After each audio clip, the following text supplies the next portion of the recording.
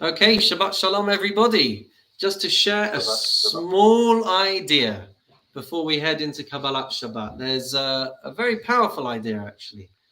We see from this week's Parshat the focus and significance of having the ark at the front of the shul. We know that's exactly where it belongs. We know that when you build the shul, we know that when you set up the shul, everything is focused and facing in the direction of the ark.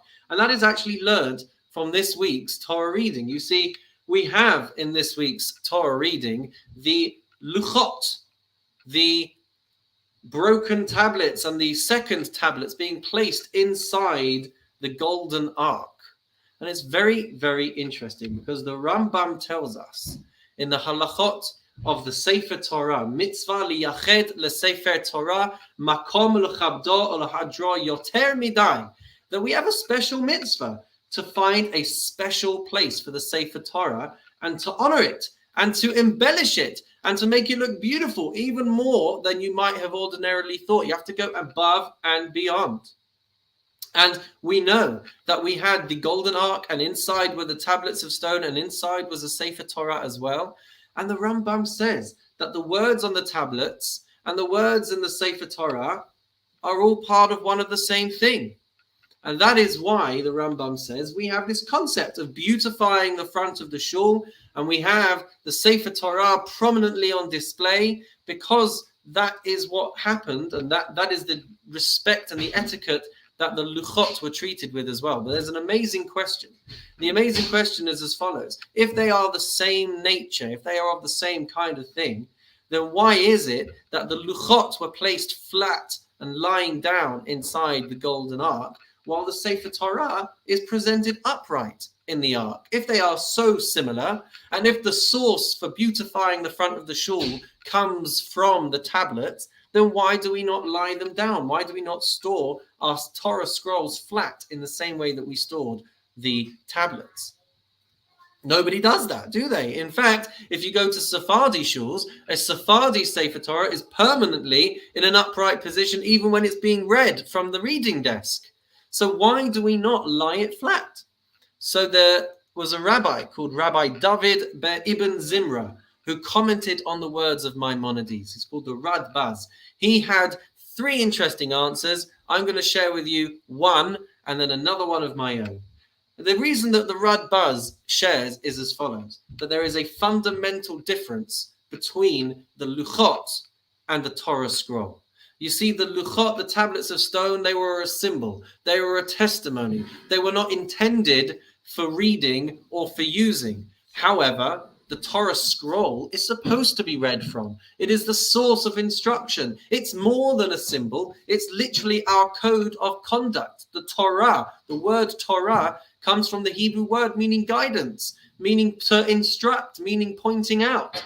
And therefore, says the Radbaz, if it's got this function as our permanent guide, as our permanent go-to destination, so it has to be poised, it has to be standing there ready to be used and to be applied.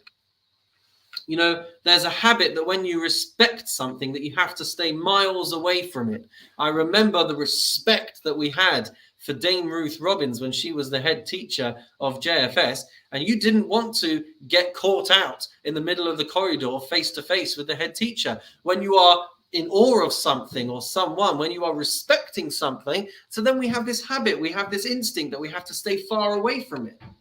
But that has dangerous consequences in Judaism, because if you have respect for the shul, we don't want you to stay away from the shul, we want you to be in shul.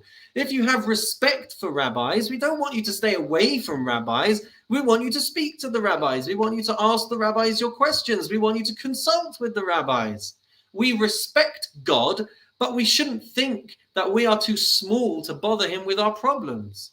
And so we have to understand that though we respect the Torah, it is poised and ready to always be consulted, to always be drawn upon, to always be there as a source of guidance for our life. So that is reason number one, says the Rabbi. Reason number two, I think, is that it's a reminder to us that we have to be upright permanently. We have to remember that we are always the ambassadors for the Torah. and the ambassadors for Hashem and the ambassadors for the Jewish people. We are always on display.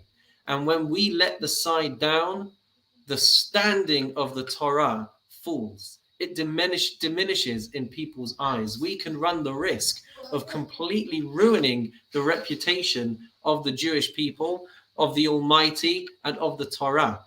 And so we have to go above and beyond in order to maintain the authenticity, to maintain the compassion, and to maintain the consistency that the Torah life demands.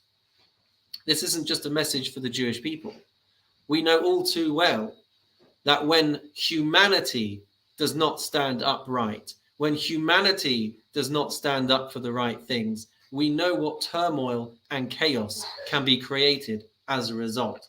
We all have that responsibility to be the moral voice in this world and in this society.